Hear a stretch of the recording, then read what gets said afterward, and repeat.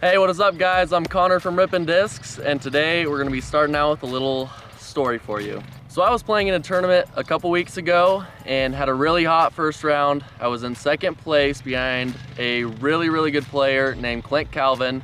So I had the opportunity to play with him in the second round. And going into the second round, I really wanted to take a couple things away from his game because I knew he was such a good player.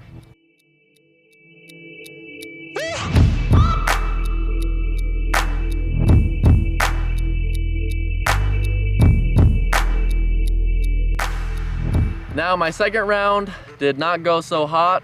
I actually played really bad, but I gotta watch Clint and I gotta take a couple things from his game, and the number one thing that I took away was how thorough his pre-shot routine was. And for me, I don't really have much of a pre-shot routine. I pretty much step up to the tee and throw.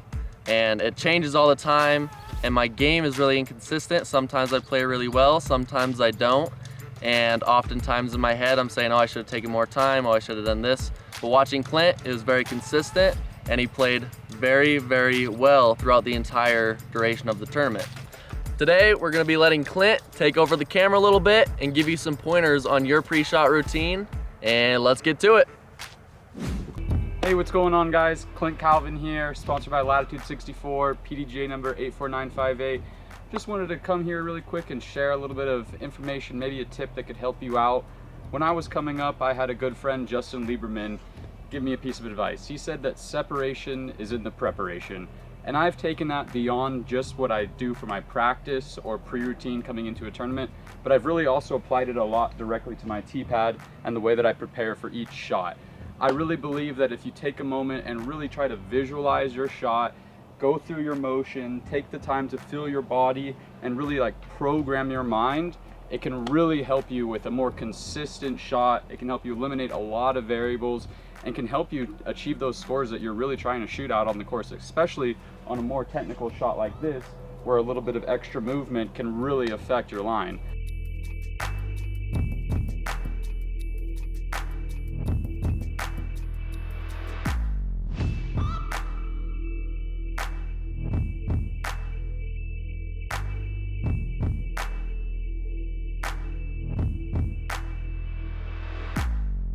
Now we're gonna have Clint walk us through his pre-shot routine and kind of show us some of the points that he likes to hit throughout his routine. So go ahead.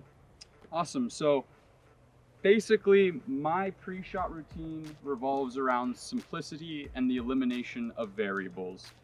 Two really common things that I see from a lot of people that can affect their shot consistency is how much movement they have in their disc, as well as how much movement they have on the tee pad.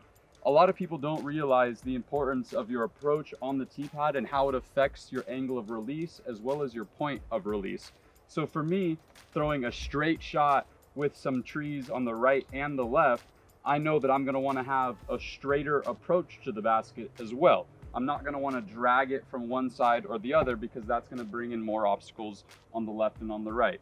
Second, I know that I want to throw a flat shot. So for me, that means setting the disc at a flat angle to start.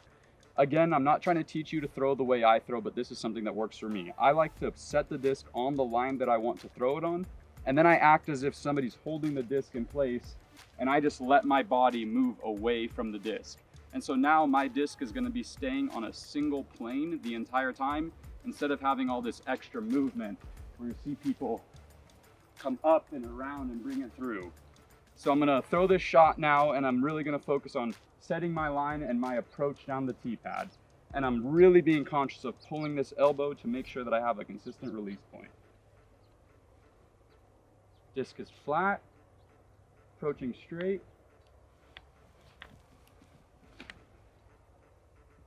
So on that throw, I missed out on my elbow pull a little bit, and my forearm kind of got a little bit further away from my body than I wanted to.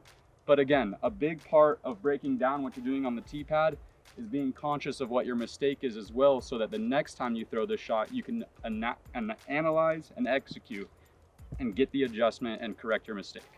Cool, so the first time we made that mistake of having a slight early release because we got our forearm a little too far away before we really pulled our elbow through. you know what? I really missed out on what I normally do in my routine on that one, which is the meticulous part. Programming my body, walking myself through the line, being really conscious of which body parts are in which place.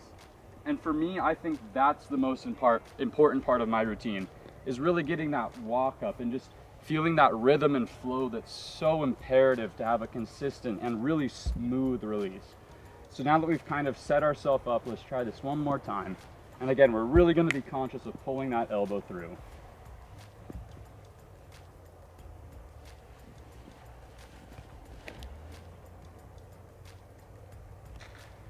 So a little too much turn on that one. Might need to change the disc, in all honesty.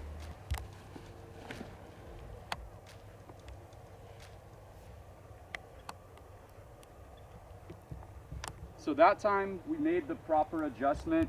And I think another thing that was really crucial that we were missing on those last two throws was that very deliberate elbow tricep drive, which gave us that really consistent hyzer release point, as well as giving us good enough snap to get the disc to hyzer flip and hit the gap. All right, guys, thank you guys for watching. Big thanks to Clint for coming out and showing us his pre-shot routine. And make sure to like, comment, share, subscribe, hit the bell notifications. We'll see you guys in the next one. Once again, this is Clint Calvin with Latitude 64 and RippinDiscs, and we out! There we go. Crushed it.